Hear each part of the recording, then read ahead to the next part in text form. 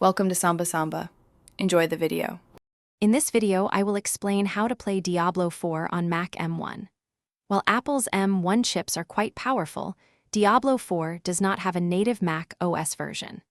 This means we need to use alternative methods to get the game running smoothly. We will cover two primary approaches: using a compatibility layer like Crossover, or employing a virtualization solution such as Parallels Desktop. Both options allow you to enjoy the game on your Apple Silicon device.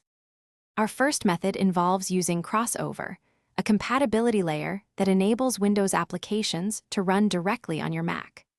Crossover effectively translates Windows application programming interface calls into Mac OS equivalents, allowing games like Diablo 4 to function without a full Windows installation.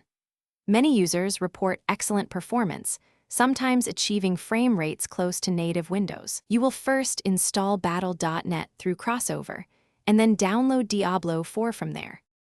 The second approach is to use Parallels Desktop, which creates a full virtualized Windows environment on your Mac M1. This method requires you to install a version of Windows for ARM within Parallels.